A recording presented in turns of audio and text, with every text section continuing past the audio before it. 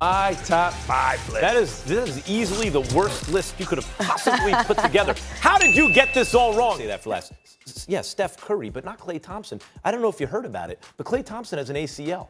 There's no guarantee that he ever comes back the same, let alone plays this year. You know, guys come back stronger from ACLs, right? Yeah, but they also are never the same. Steph Curry and Draymond Green. That's his pick and roll partner. The second player right after Steph that, in fact, makes the Golden State Warriors what they are. Kevin Durant and Kyrie Irving. KD didn't play this year. And this is the real claim you're making, whether you realize it or not. You're saying a center can't be the MVP. Really, what you're holding against Giannis is the fact that he's a center who can also handle, guard the wing, and do all those things. But because, in fact, he's a big, you won't give it to him. So really, you disagree with everything. Harden at 5th. How about Simmons and Embiid?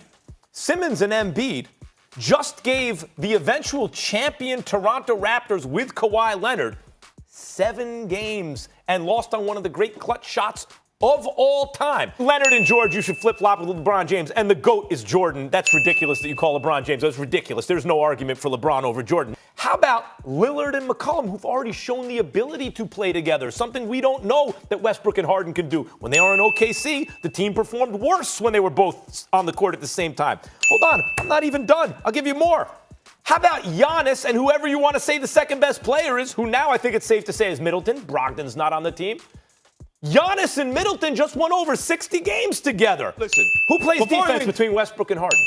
Harden is the better offensive player than Giannis, but it's marginal. It's like very, very close. Mm-hmm. How's that? How does that close? He averaged 6 to 7 points more. Is it? How's that marginal? I'm just telling you, the PER favors Giannis. Defense wins championships. Defense.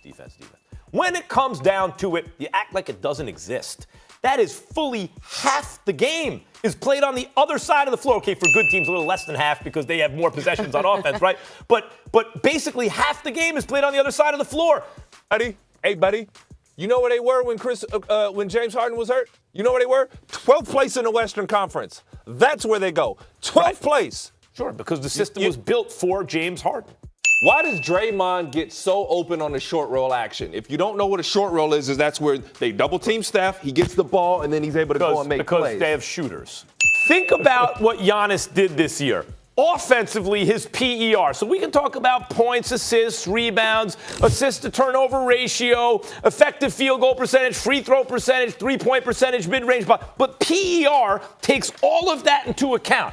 And it has a number at the end. And the number, the PER number, we're talking about just offense, Giannis 30.9, Harden 30.6. But off of ACL, Klay Thompson is going to be stronger than he was before. Not necessarily, though, Ryan. That's absolutely. Some examples, yes. Some examples, they're never the same. Somehow he stopped working hard? You know, there are other players who worked hard off an ACL and haven't been the same. He didn't need that was on paper, bro. He's always been a point guard. That was a paper move. No. He handles the ball more under D'Antoni than he did before. His usage rate went through the roof. To Harden's credit, he maintained. What was Chris Paul then? He sustained an excellent efficiency.